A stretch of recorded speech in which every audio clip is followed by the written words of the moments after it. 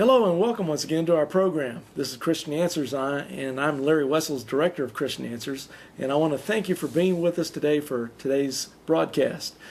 I'm here with our Director of Research, Steve Morrison. Steve, always great to have you with me, brother. Thank you, Larry. And today we're going to cover the subject of Islam. This is show number 2 in a series we're doing on Islam entitled The Sects.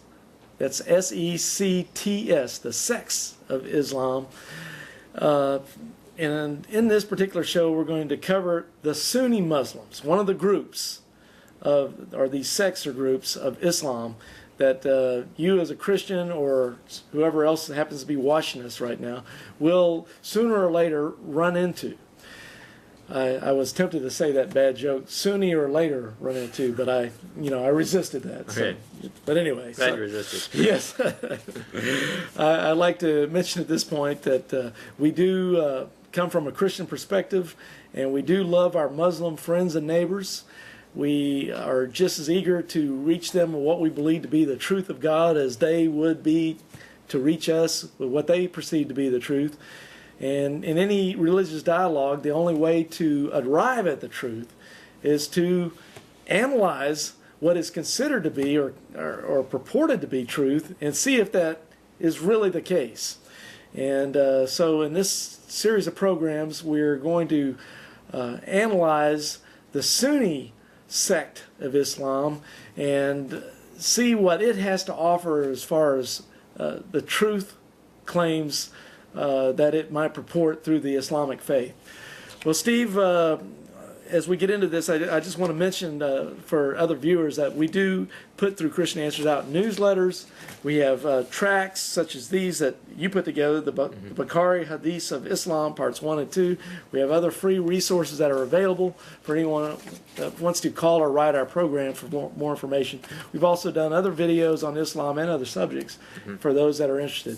So, Steve, with this subject now introduced, the Sunni Muslims, what would you like to introduce us with as far as this subject goes? Well, first of all, many non-Muslims are probably unaware that most Muslims don't only follow the Quran, but they have this massive collection of traditions, which are called hadiths that they follow. Ah, just what I mentioned in our little tracks a second ago. That's one of the main ones. The Bukhari Hadiths. That's held the highest, actually. Okay. And but even if you're a Sunni Muslim watching this, hopefully you'll find some things you may learn about Sunni Islam, some details maybe you didn't know before.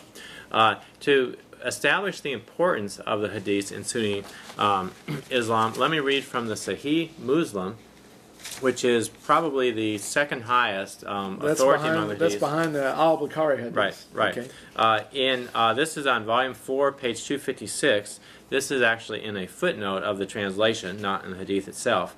But it talks about the hadith. It says, "These ordinances constitute what is described as the Sunnah of the Holy Prophet, may peace be upon him, and it has full legal force side by side with the Quran." Okay, so if it has full legal force, then people live and die, basically based on what these hadiths say. Okay, and divisions among Muslims can be very serious. For example, not only have Muslims burned down churches in Indonesia and Sudan and other places, but actually mosques have been burned down in Sudan by other Muslims of different sects. So you're not even safe from Muslim terrorists if you're a Muslim. To be honest.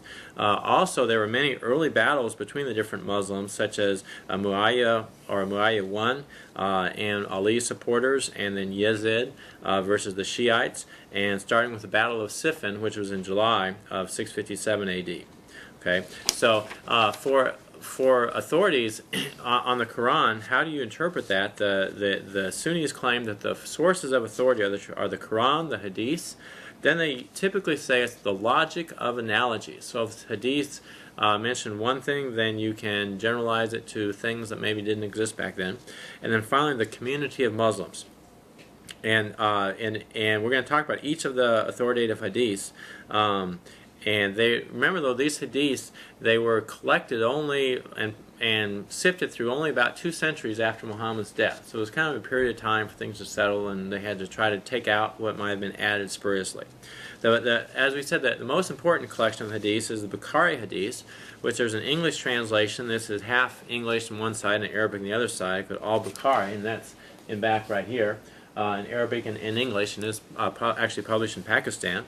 Now, Muhammad died, we think, around 632, 633 AD, and Bukhari, he lived from 810 to 870 AD. And he made a collection of 7,275 hadiths that he felt were authentic out of maybe around 300,000 hadiths.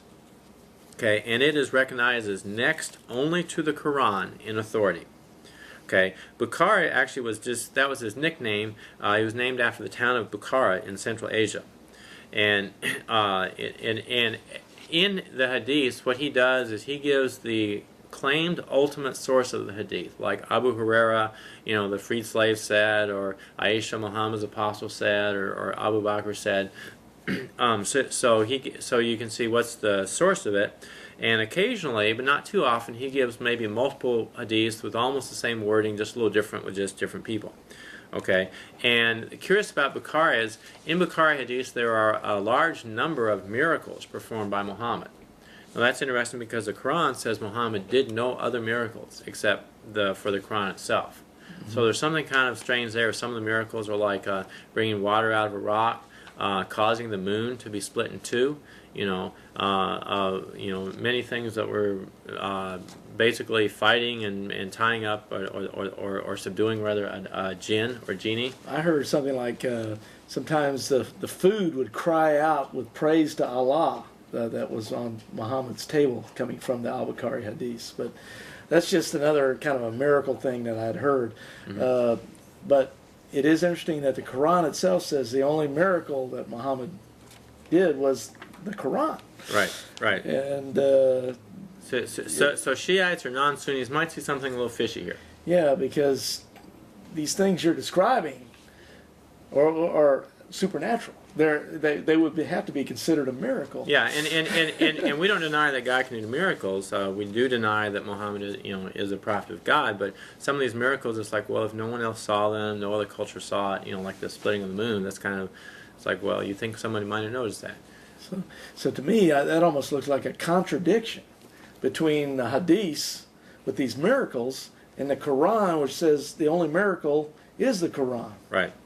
So anyway. And anyway, the next highest in authority is called Sahih Muslim, named after Imam Muslim, and he lived from 817 to 875 AD, and he had 7,190 hadiths. Now, actually, he had a little different approach. He put the original source of the hadith, like Bukhari did, but he also put lots of hadiths together that were almost the same, just a little bit different, or one a little longer than the other, or differences in wording. So you kind of compare. So he may have, let's say, 10 hadiths that all say essentially the same thing, it's just a few little differences from different sources. So the number of independent sayings is about 4,000. Okay, and so overall, he has less material than Bukhari, and the statement was made. I've seen that. Well, everything that's in the other hadiths is pretty much in Bukhari because it's the biggest.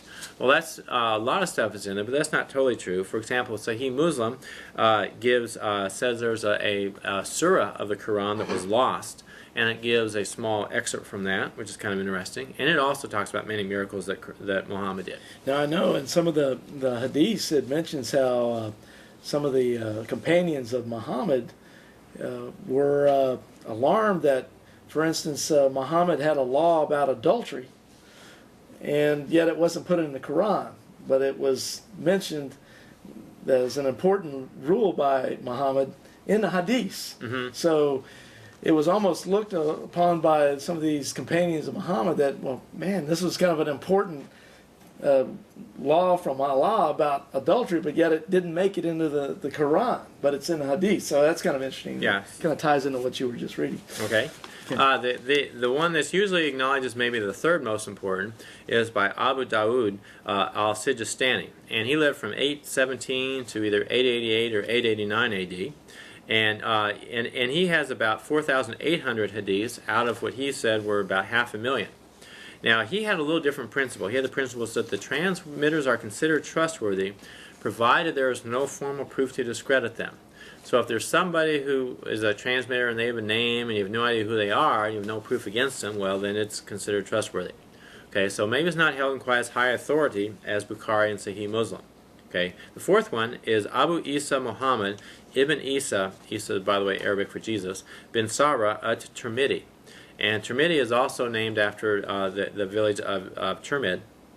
He was from 825 to 892 AD, and he had about 3,956 hadiths. Now, he was a pupil of Bukhari, so he wasn't like totally independent collection, but he did have his own work. And also, just to let you know, there's a famous Sufi mystic of a similar time period called Tirmidhi, but they are unrelated people. Okay, the other two, kind of like the most maybe influential 6 hadiths, was Nasai, which was 830 to 915 AD, which was a little later than the others, and another one is Ibn Majah, which is 824 to 866 AD. But again, these are not as authoritative. There are a couple other collections of traditions that were done at a later time, based primarily upon these initial collections. One is the Riyad Salihin, and it has 2,000 selected hadiths. Not saying that there are only 2,000 authoritative, but 2,000 that may be most relevant. Mm-hmm. And it was collected by Imam Abu Zakaria, Yahya bin Sharaf an-Nawawi, and he was from 1233 to either 1277, 1279 AD. And he also wrote a commentary on Bukhari, and he studied Sahih Muslim. And the Encyclopedia Britannica says an interesting thing about him. It said that some traditions were abrogated by the fiction of a higher tradition that was never written down. So that's interesting.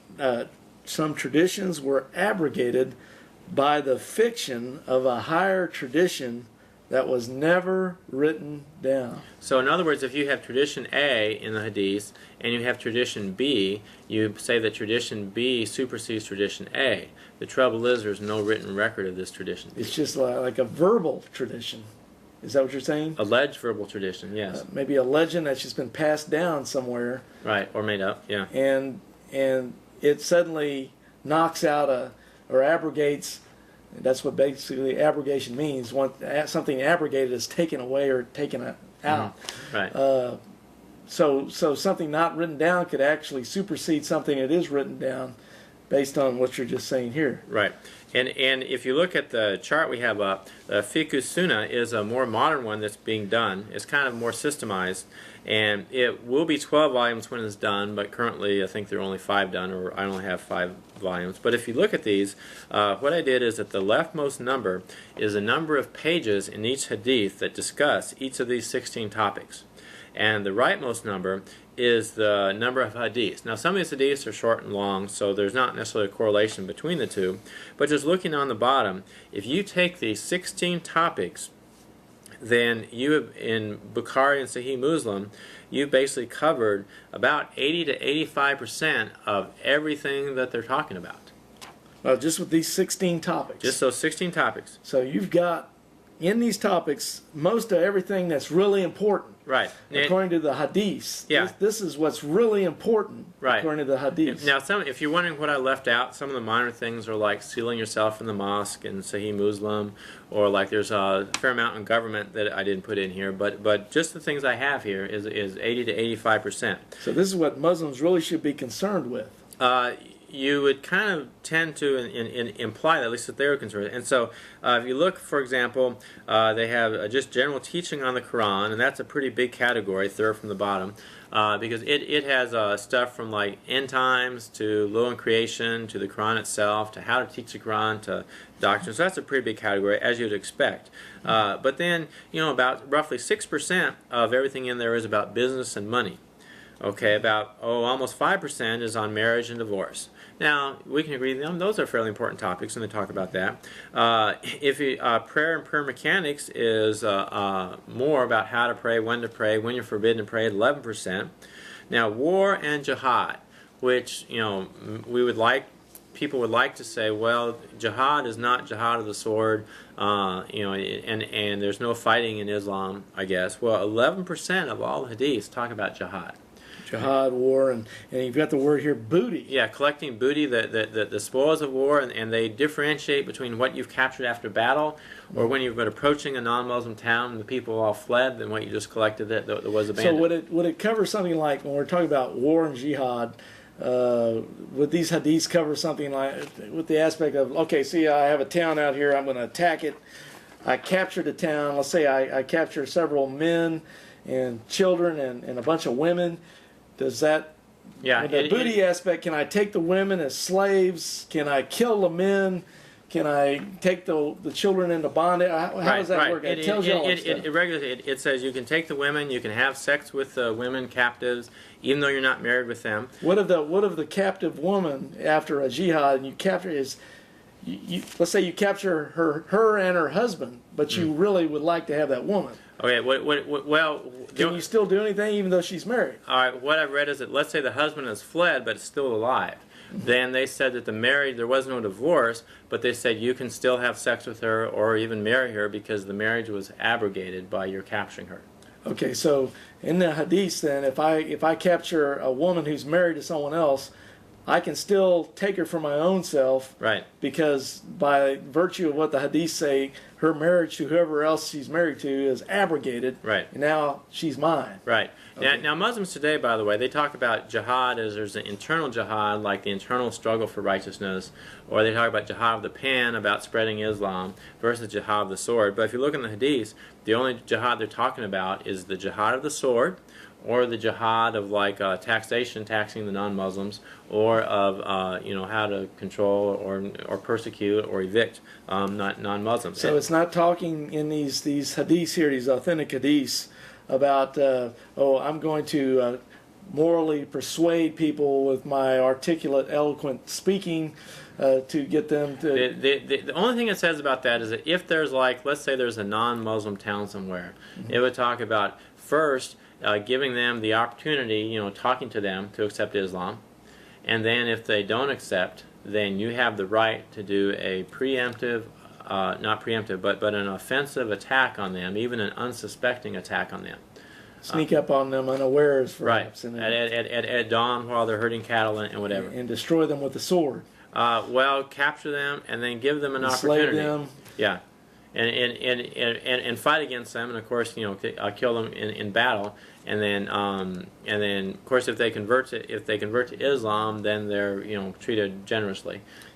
Okay, so but basically the jihads here though are more of a physical, violent nature, not so much like the jihad of the pen, as you just mentioned, right, where I'm going to write and try to persuade them with good arguments and reasons. And we'll get into this when we do the show on understanding Muslim hearts. But basically, in one of the hadiths, they have the word jihad, and then in the English translation in parentheses they put military expeditions. Oh, okay. Okay, so just in case you weren't sure of the meaning. Well, I wanted to kind of center on that because that's on a lot of people's minds these days, right, about the jihad, and so I figured I'd spend a little extra time on it. But anyway, they get into the funerals and all these different things, but this is like 85% or most of the stuff that's the washing rituals. Right. Washing is very important in Islam.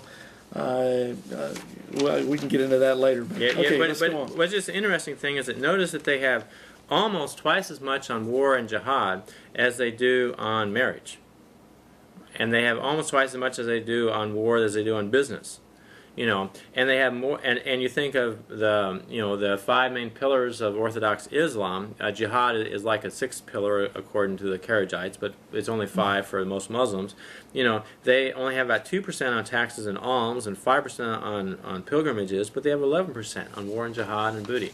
So 11% is almost like 10% of everything that Islam stands for is based on jihad. Yeah, and by the way, the way I got these numbers is by reading through Bukhari and Sahih Muslim. I just calculated the page numbers. So these numbers, I'll say, are based upon these 2 hadiths.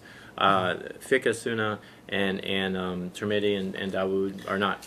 And what we've mentioned this in our other Islamic video series that we've done, but just for the sake of the viewers, you have read these hadiths yourself personally. You've read through them cover to cover, you've read the Quran cover to cover. Twice, yeah. Right. And so this isn't like you're just picking up this information from someone else. You yourself personally have done this research. Right. And it's important to read, to like see the context. And the hadiths are like often disjointed, let's say, paragraphs. I mean, sometimes it could be a couple pages, sometimes a few sentences. So reading it, you have all the context that the author of the hadith, wanted you to have, looking at that. And also when you see the different hadiths and you see different flavors of kind of similar things, you can kind of have some context there. But anyway, it's like if someone wants to tell me that, it's out of context, it's like, well, have you read it all yourself first? Right. Right. So anyway, talking about hadiths, to say that Sunnis believe that hadiths are important is actually an understatement. What one footnote in Sahih Muslim, Volume 1, page 72, says, this part of the hadith is clearly indicative of the fact that the hadith is the indispensable key to the correct understanding of the Quran, because as the bearer of revelation, the Holy Prophet was best fitted and therefore divinely authorized to interpret and explain the implication of the Holy Quran. In our previous video on Sects of Islam, we talked about how Shiites say that you have to have a living imam to have the interpretation. Well, Sunnis here are saying no, you have the hadiths, which are the collections of Muhammad. You need Muhammad himself to do the interpreting, and they say they have that in their hadiths. Okay. As a matter of fact, in one hadith, I kind of thought they got carried away, where it said that Muhammad himself knew about these hadiths that were written down. Bukhari 198, page 79 says, I, meaning Muhammad, have thought that none of you will ask me about it before you, Abu Huraira, as I know you're longing for the learning of the hadiths. How did he prophesy about something that wasn't collected yet? But anyway, speaking of Abu Huraira, many of the hadiths, especially in Bukhari, are Abu Huraira is given as the source. And this is significant because it says, narrated Abu Huraira. I said, O Allah's apostle, I hear many narrations from you, but I forget them. He, meaning Muhammad, said, spread your covering sheet. I spread my sheet, and he moved both his hands as if scooping something, like in the air, and emptied them in the sheet and said, wrap it. I wrapped it around my body, and since then I have never forgotten a single hadith. This is from Bukhari, Volume 5, number 841, page 538. Bukhari 4, number 841, page 538, and also Volume 5, number 452, page 332. You mean Volume 9? Volume 9. I'm sorry. Okay, 452. All right, so if there was Abu Huraira never forgot anything as yet another miracle of the Prophet, and he said all these things, and that would give high credibility to that. Okay. Now, the other hand is like being a non-Muslim. Do I think these hadiths are substantially accurate or not? And let me give you kind of the cons, and then let me give you the pros. Well, I think many of them are. Well, first of all, against them, they were collected over 200 years after Muhammad's death. So a lot of stuff could get put in or changed or something like that. On the other side of the coin, though, there were different collections, 6 early ones that were cross-referenced on each other, and they were independent. Tirmidhi was a pupil of Bukhari, but other than that, they were pretty independent.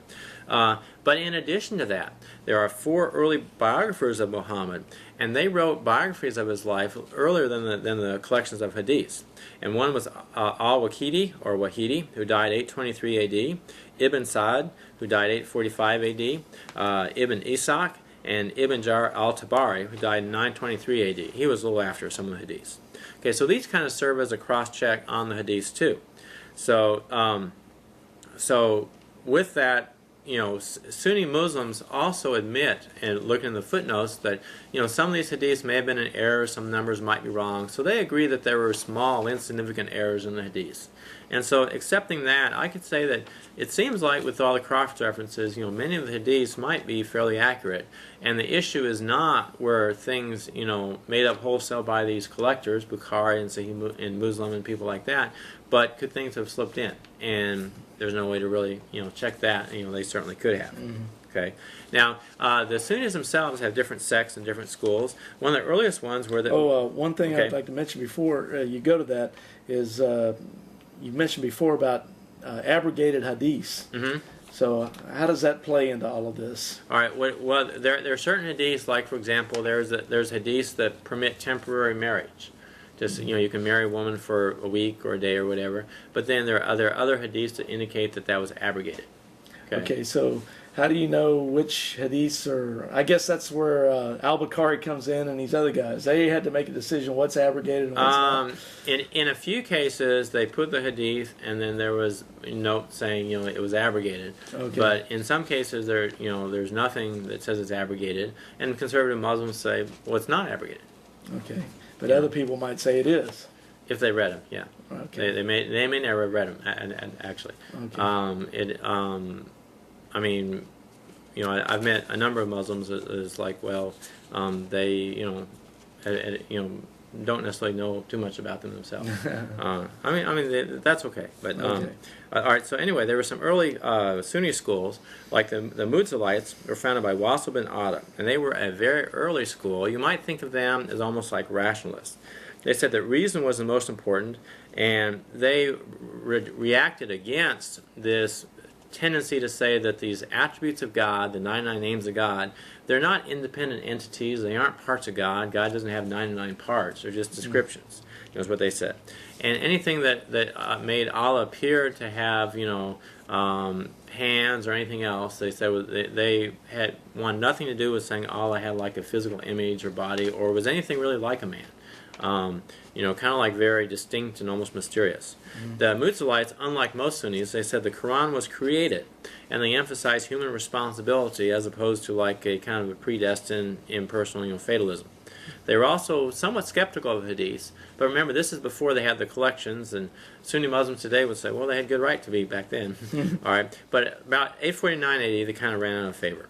Okay, Ash'ari was he started a school. He was a former Mu'tazilite, but he was kind of the forerunner of some of the other schools, and he kind of wanted to make sure that a lot of logic was behind the Sunni schools. Then you had another one called the Zahiriya, which is another name for it is the Dawudiyya, was started by Dawood Stuk. They rejected human reasoning, but they accepted analogies. So at the beginning, I told you, about the logic and analogies and stuff. Right. So they're kind of like sorting this out right here. Then you had the Qadarites who said man has power over his own actions. They were also against kind of the predestination. And one early leader, Mabad al-Jahani, he was executed for his teaching by Muslims in 699 AD. Then you had the Murjites, postponers. Now this is sort of interesting. They're sort of political, compromisers. They were very big on you should never judge anybody. So even as bad as the Abbasids and Umayyads and other Muslim rulers might be, and as much as they flatter the Quran, one ruler, for example, died in a pool of wine, which obviously is pretty much against the Quran. These guys said you never judge anybody because you never know a person's actions till the day of judgment, and so anything goes. Those guys sound a lot like some of these people that are in the Christian faith that they get mad any time you judge anything. And even the drunkards know that one Bible verse, judge not lest you also be judged. Yeah. They're the drunkards and the dope users and the people that are into all kinds of evil things. They may not know much about the Bible, but they know that one verse, and they get upset whenever they get judged. So it's one thing to actually try to want to understand that verse, and another thing to just try to have your favorite excuse. And the truth of that is that Paul actually says that we are supposed to judge among ourselves, but we are to judge actions. Oh yeah, in fact, right in that same passage, Matthew chapter 7, verse 1, where that comes from, judge not, he tells you a few verses down to judge. Mm-hmm. He says, don't cast the pearls of the gospel, this is Jesus Christ talking, before the swine of unbelief. Swine or pigs. So you have to make a judgment whether you're dealing with swine or someone that's willing to listen, or in other passages it talks about these guys are brute beasts or dogs. Right. You have to make judgments about things. So you are to judge. I just couldn't help but think of all these people out there, particularly some people that may be watching our show, which we do in love for our Muslim friends and neighbors, and for other people who may be in contact with them. We don't do these shows out of hatred, but there's always someone out there that says, you shouldn't be judging the Muslims or anybody else. But we ourselves are not doing any kind of judgment in the sense of just out of our own opinions. We like to judge things by the Word of God because we're told to by the Bible, the Holy Scriptures. Even the Quran says to go with the Bible. Yeah, and the Bible says to judge. And if they really think you should not judge in any way at all, it's like, so do they think we're wrong in saying this? Well, then they're judging us. They're judging us. It's a hypocritical stand. And then if you're a parent, you can't even judge your own kids. Johnny, "You can't do that." And the little kid says, "Sure I can. You can't judge me." Okay. Anyway, go ahead. Criminals or whatever. Yeah, we go on there. But anyway, today there are four main Sunni schools. There's the Hanafi school, spelled different ways, was started by Abu Hanifa, who died 767 A.D. And it was kind of some uncertainty. Was it really started by him, or was it really started by his two disciples? But anyway, it kind of goes back to that time. Disciples were Abu Yusuf and Muhammad al-Shabani, and the Abbasids and the Ottomans generally followed this school. And the majority of Sunnis who know about the different schools and subscribe to one of the four schools, this is the most popular school. Another one was the Shafi'ites, started by As-Shafi'i, who died 820 A.D., and he stressed four bases of authority: the Quran, the Hadith, analogy, and the consensus of all Muslims. The last one he stressed because Muhammad allegedly said, "My people will never agree on an error."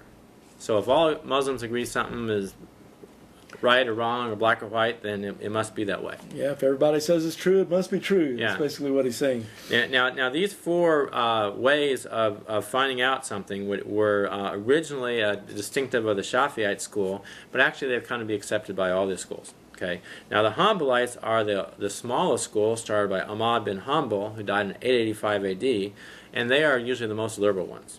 And the Malachites... The most literal. Literal, sorry. Right. The Malachite school was started by Malik bin Anna, who died in 975 A.D. Now, one quick thing, if you notice all these dates of when the school started, they all started about roughly the same time, maybe 200-300 years after Muhammad, and things haven't changed much since then. And so to be a strict Sunni, a conservative Sunni, you would say, well, basically that's kind of the end of the story as far as teaching goes, and that's the way the world should be. Mm-hmm. Mm-hmm. Okay, moving on, we really can't ignore the political aspects of Islam. Islam is a way of life. It basically says how to run a government, how to do everything. It's very different from Christianity, which says that, well, this is something for the individual, and while there are general things you can say about government, it doesn't regulate everything like the Islam attempts to do. The first caliph was Abu Bakr. And he was caliph from Muhammad's death, in 632. Now, caliph is what for the viewers?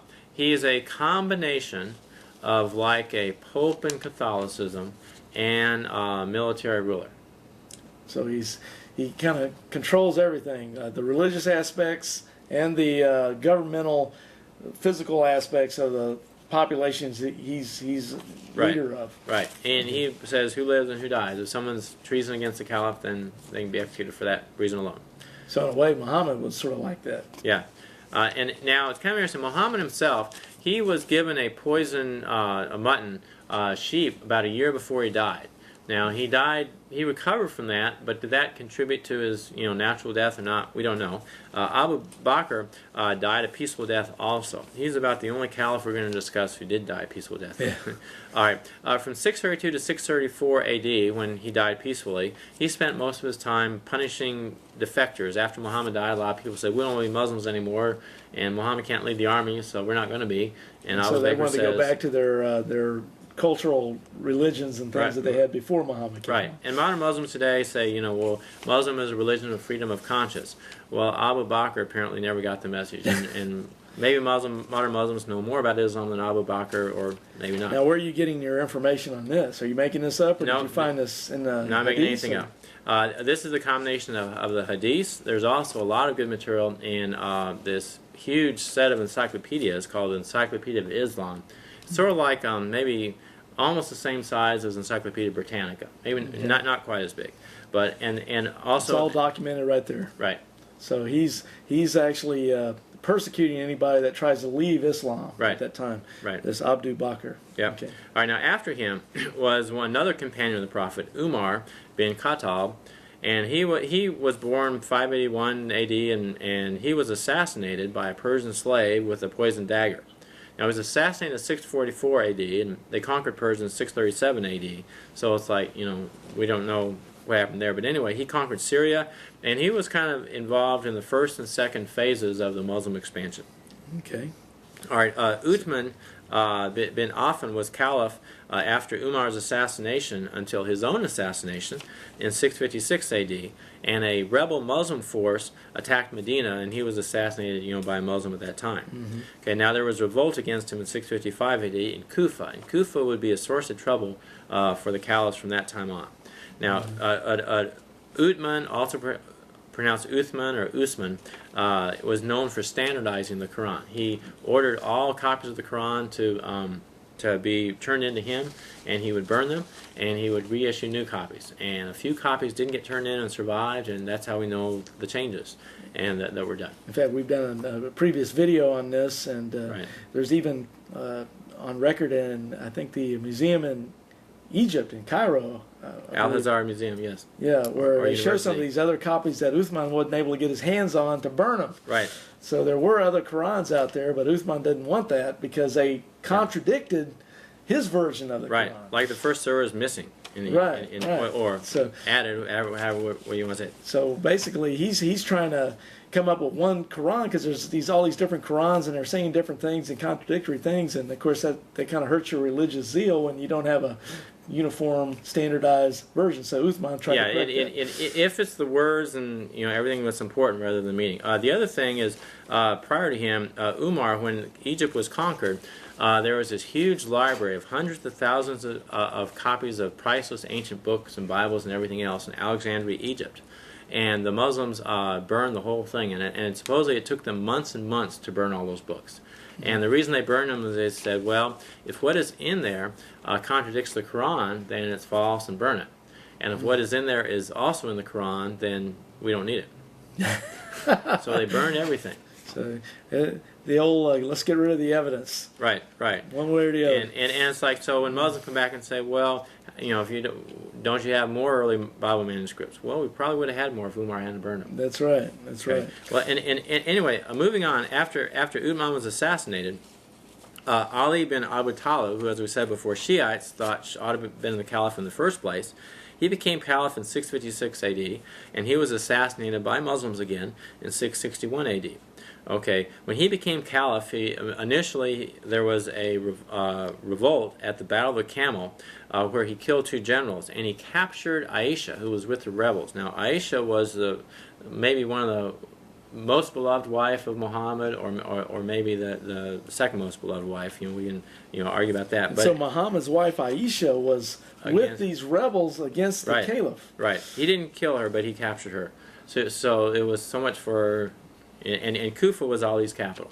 Now, what's interesting there, I mean, here you've got the actual wife of the prophet, and she's with the revolters. Right. So there must have been some kind of religious division there, or some kind of Very disagreement serious, that was right. going on.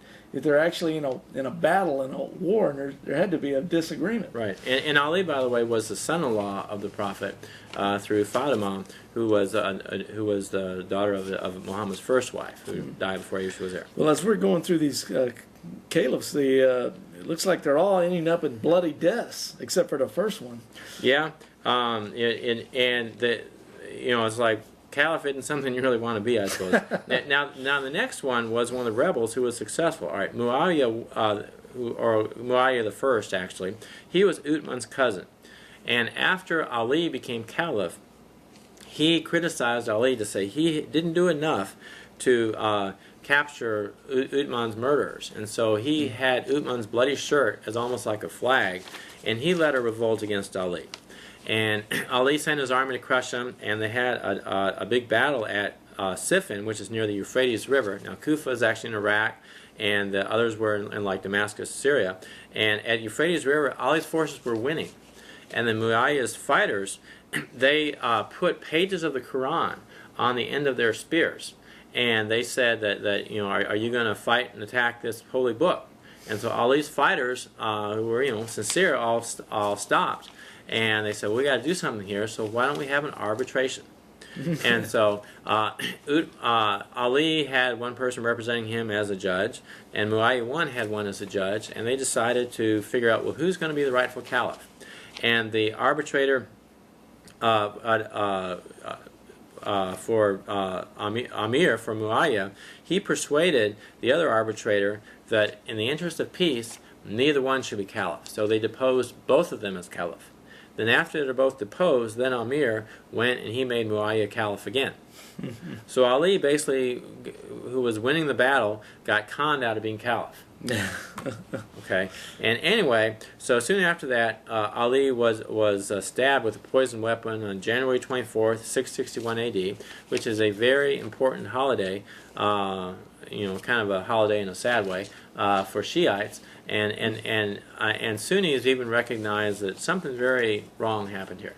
So this guy didn't last too long after he's made caliph. He's murdered by a poison weapon. Right.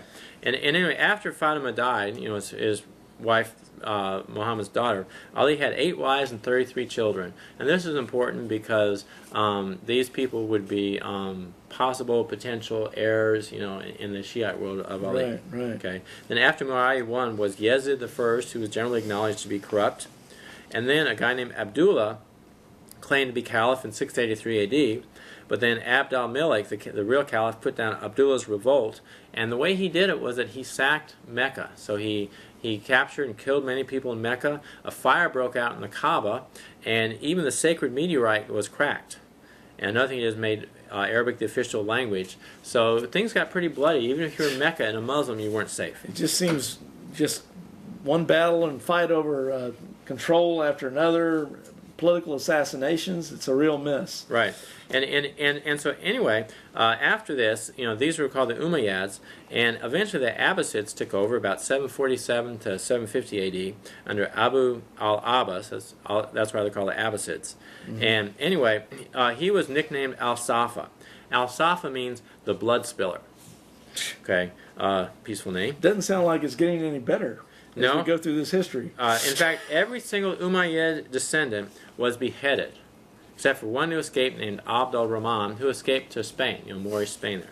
Mm-hmm. Okay. Now, one thing about the Sunnis are very clear that Ali had no special treatment, and Shiites, they would almost say that Ali sounded like he had superhuman strength. He could rip apart a city gate and carry it out single-handedly, when they're besieging the city and things like that. This is Shiite tradition? This is Shiite. But now the Sunnis in Bukhari Hadith 950, it says, narrated Abu Juhayfa, I asked Ali, do you have anything divine literature besides what's in the Quran? Or, as Uyana once said, apart from what the people have. Ali said, by him who made the grain split, meaning germinate, and created the soul, we have nothing except what is in the Quran and the ability of understanding Allah's book, which he may endow man with, and what is written on a sheet of paper. And he says, what's a sheet of paper? And he says, well, it's about blood money and the ransom for captives, and no Muslim should be killed as punishment for killing a disbeliever. Okay, and also it clearly says Ali was not Muhammad's successor, according to Bukhari 5, verse 5, 736, page 525. Okay.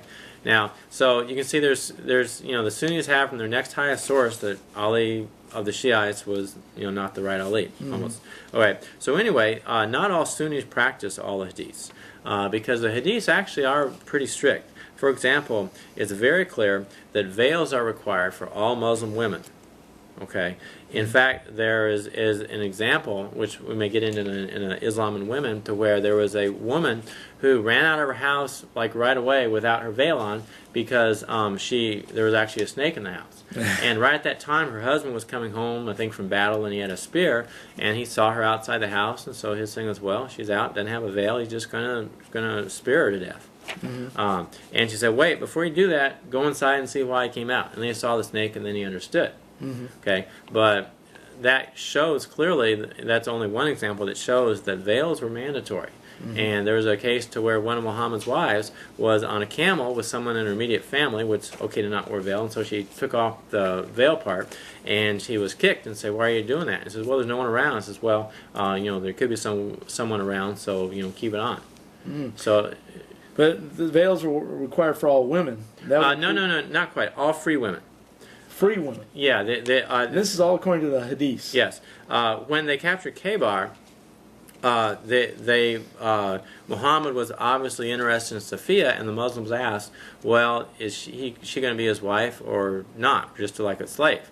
And they said, well, see if he has her be veiled or not. and if she's not veiled, then she'll just be a slave. Well, Muhammad did have her veiled, and Safiya became one of the wives of Muhammad. Okay, that's in the Hadith. Right. In the slave woman part, well, it's in Bukhari too, but I know it's in Sahih Muslim, volume 2, 3325 and 3328, page 721 and 722. All right. Also, of course, Muslims are forbidden to worship idols or drink wine or eat pork, but Muslims are forbidden to sell wine or idols or pork. This is according to Sahih Muslim, volume 3, page 828 to 830.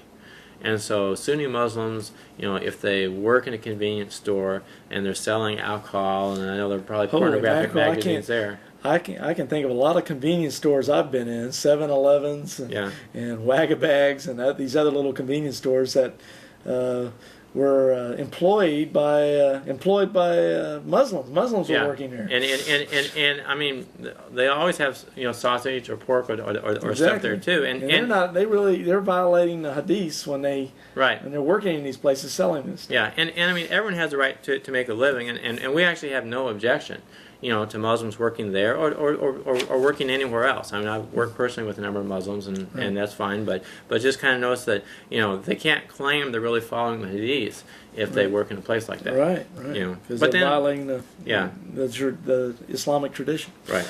Another thing, Muhammad, I know you're avid fan of chess, but Muhammad knew of chess, and Muslims are not supposed to play chess, at least Sunni Muslims. And this is according to Sahih Muslim, volume 4, page 1222. And I mentioned in our other video series on this that at work there was a Muslim guy. He even wore the Muslim outfit. Always had his Quran, and he loved to play chess with us all the time. Yeah. And so there's another perfect example. And now, if he wasn't a Sunni, he's off the hook. But if he really wants to be Sunni and really consistent about following hadiths, then he's not supposed to do that. Yep, no chess playing Sunnis. Yep. Well, now the other thing to think about is so Sunnis, conservative Sunnis at least, they really stress the traditions, but what that means is that the Quran itself is not sufficient. Okay, it requires the interpretation of the hadiths, or you won't know the true meaning. Okay, actually, those Sunnis, they do reject much tradition. For example, the Shiites have a collection of hadiths too, and the Sunnis don't necessarily accept that; they accept their own. Now, of course, the Sunnis can say that the Shiite hadiths were given much later, which is true, and so that's why they want to do the earlier ones, and that kind of makes sense. But then, why do you reject the still earlier traditions that agree with the Bible? From 97 A.D., from the letter of Clement to Rome on, there have been a lot of Christian traditions and Christian writings, apart from the Bible, that validate and show that what the Bible taught, it has been a consistent message from them to now. Right. And why not say those traditions too? In fact, for that matter, if you believe that God's preserved His Word, then how can you believe that He totally grossly corrupted His Word with the Bible? Okay, we have Bible manuscripts preserved from 100 A.D., 125 to 175 A.D., and a fragment, John Rylands, from around 127 A.D. And many Muslims may not be aware of this, but it's like, now that you are aware, it's like, well, why not say that, well, maybe Allah did preserve His Word, because we have copies of it from way back that early. And I trust God that He did preserve everything. Now, the thing that should be said, though, is that when Muslims, they would typically have an answer for that, and the answer doesn't have a thing to do with archaeology or history, but they would say, well, one answer is there's a lot of manuscript variations, and that is true. We have about 97.3% certain of every single word in the New Testament, but that's about 2.7% uncertainty. But the thing about it, though, is we have those variations, so we have everything in the New Testament. It's just, in some cases, we aren't sure if it's this word or this other word. And also, in that small percentage that doesn't fit in that 97% you just mentioned, there's not one key thing that affects any essential or vital Bible doctrine. That's right. The Bible doctrine stays the same throughout all those variations, as a Muslim apologist would argue.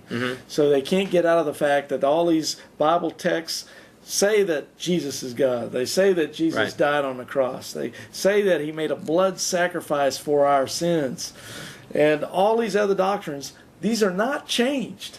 And so just to say, well, there's some variations, does not change the fact that 97% of these things match up in the manuscript evidence. Right. Examples of variations are like, how do you spell Judas Iscariot?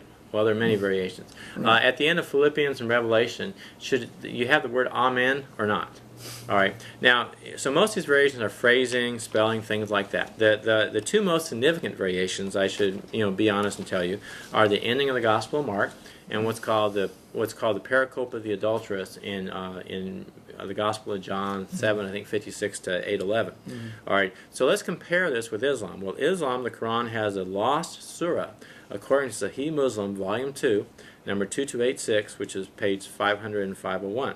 Okay, Bukhari, volume 6, 509, says that when certain people died, parts of the Quran known only to them were lost.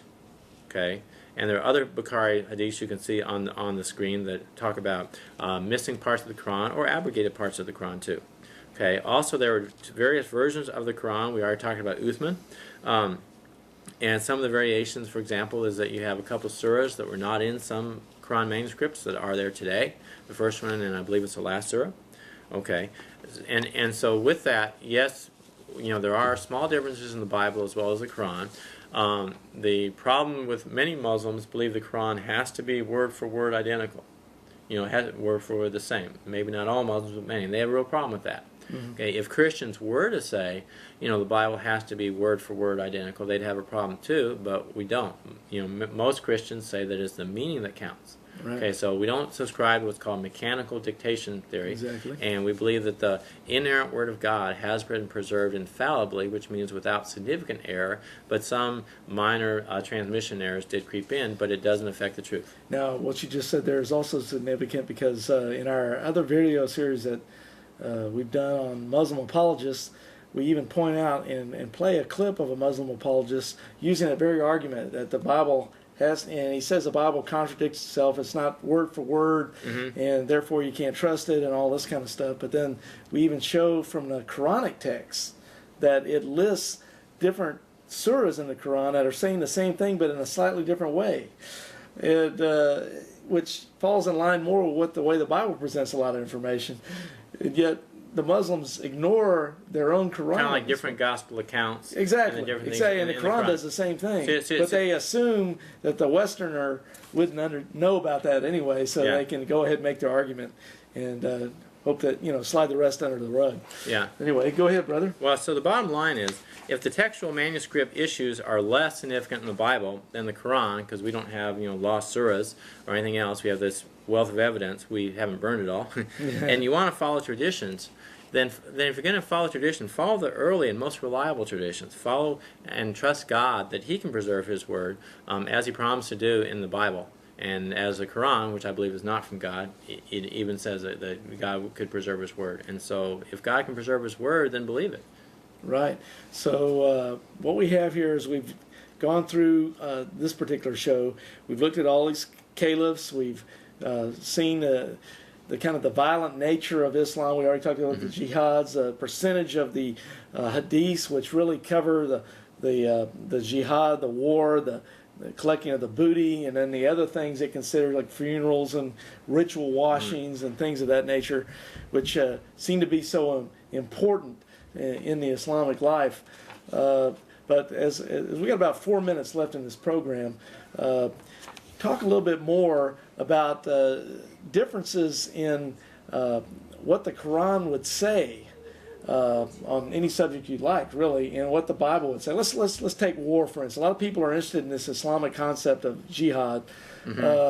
Does the Bible, in a Muslim apologists and people that come from a Muslim perspective, they always dismiss that jihadic reference from the Quran and the Hadith by saying, well, Christianity is just as bad because of the Crusades and all this type of stuff. What does the Bible really say about this subject? And are we to spread Christianity with a sword and take captive women, and even if they're married, we can make them our wives? How's all right. that? All right. Well, the Bible has the highest standards, of purity that Jesus taught, and that in the New Testament, we are supposed to love even our enemies, okay? And we're not to take revenge on people. Jesus never said fight anybody or kill anybody. The Crusades were a very un-Christian thing by people who just call themselves Christians. Now, these Crusaders violated almost everything the Bible taught. Right. Now I will say in Romans 12, it does say that the state does not bear the sword for nothing. So at a state level, there's a right to, like, punish criminals and to fight wars, at least for defensive purposes. But at an individual level, we're not to do that. Right, right. Jesus said, "Turn the other cheek." Right. And interpersonal relationships and things of that nature. So there's a vast difference between what the Bible teaches, not only on that issue, but like, for instance, the Quran says Jesus was not crucified. The Bible says Jesus was crucified. We go back to the manuscript evidence, the historical evidence, the early church writings, which predate Muhammad. There's no doubt about it. Muhammad even read the Gospels, according to Aisha. Exactly. According to the Hadiths. Muhammad was aware of these Gospels and things like that. Right. And that evidence was there before Muhammad came along. So he just point blank denied the crucifixion of Christ in the Quran, even though the evidence, the historical evidence, shows that Jesus was crucified. And it doesn't have to be just from the Bible records, the Gospel records. It can be from Gnostic accounts. It can be from pagan accounts. I think he threw a lot of things in there, kind of like Jewish accounts like Justin Martyr. I think of Tacitus, the Roman. Justin Martyr was Christian, but go ahead. Yeah. I mean, what did I say? Did I say Justin Martyr? Yeah. I meant Josephus. Okay. I'm glad you corrected me on that. I'm talking about Josephus, the Jewish historian that was with Titus at the destruction of Jerusalem in AD 70. And we can go on all these things. But as our time runs out, brother, I'm going to just mention to our viewers that if they like some free literature, get on our mailing list for our newsletters. We have newsletters such as our Christian Answers newsletters on different topics. This one here happens to be on a testimony of the eternal Godhead, the Trinity, which also is denied in the Quran. And when it comes to matters of who's telling the truth, the only way you're really going to find the truth is to study and analyze. Don't just take our word for it or someone else's word for it. You have to go and do the research. You have to do the study yourself and find out who's really giving you, the truth about the situation. That's what all religions claim, is they claim the truth. But they can't all be right because they're all saying different things. Right. But anyway, either killing Christians is right or wrong. Can't be so anyway, we have our newsletter. You can get on a free subscription to that. We have tracks. Here's some of Steve's on the Bukhari Hadiths of Islam. These are free for the asking caller number at the end of the show. Check our website, Muslim Hope. Website, MuslimHope.com. We also have BibleQuery.org if you'd like to check out our website information. Write us or call us. The numbers are at the end of the screen. I'm Larry Wessels with Christian Answers. I'm here with our Director of Research, Steve Morrison. Great to always have you here, brother. Okay. Join us again next time in this continuing series on Islam. Thank you very much. God bless.